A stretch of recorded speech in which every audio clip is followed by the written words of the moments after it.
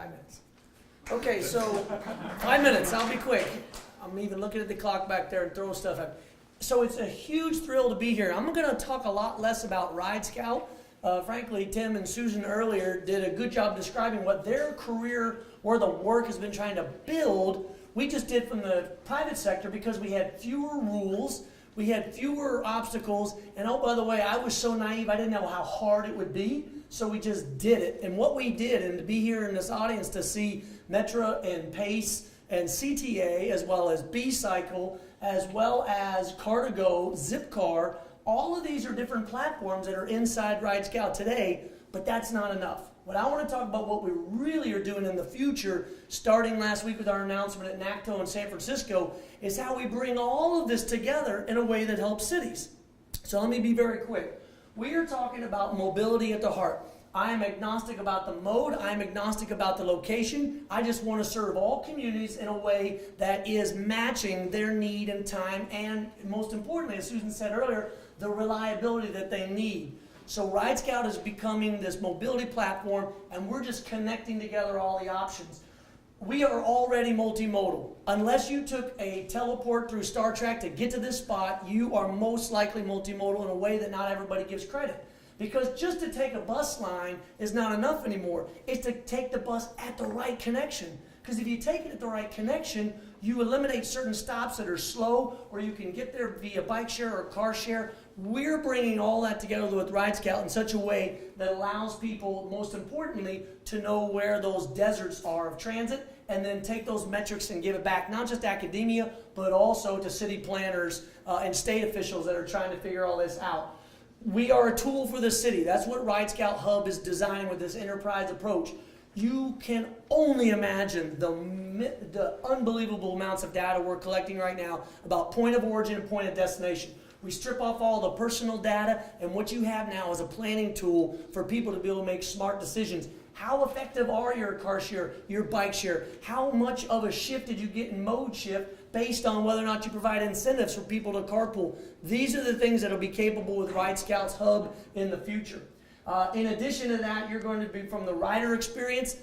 No longer do you have to have any of the thinking. When I got off of the airport, for the airplane this morning, I immediately hopped on CTA. I had my venture card. I took it all the way downtown, got out. I've never spent this much time in this part of Chicago. Opened up the compass mode of Ridescout, and boop, it showed me exactly which direction to emerge or to start walking once I emerged out of Monroe. These are simple little tools that we're making it so easy for the rider, as well as putting the mobile payment inside. Now, I'm going to move at the speed of government. In some places that's fast, some places that's slow. But I'm also going to move at the speed of private sector. I'm already talking to all the vendors that are on the back end of all these systems, because a city might give a grant to one company, but another city might give a grant to another vendor.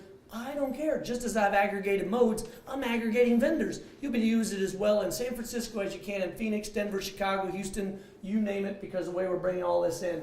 And then again, the experience is to take the friction out of it. So if after a game everybody's piled into a certain mode, you can easily find, if not the next best mode to connect you to the best mode, because they're not always immediately adjacent to where you are.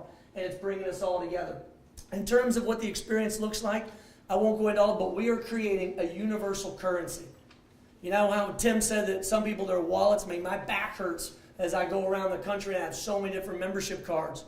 We're talking directly to those people, building those cards and those memberships, so that not only can your smartphone with the NFC capability open stuff up, but you're going to be able to move very quickly, because all those memberships, oh, by the way, when we get a certified driver, a trusted driver in the network, he or she can move just as well into a Zipcar as they can into a new Car2Go membership, into an enterprise membership, because we're using the same standards on the back end for everybody.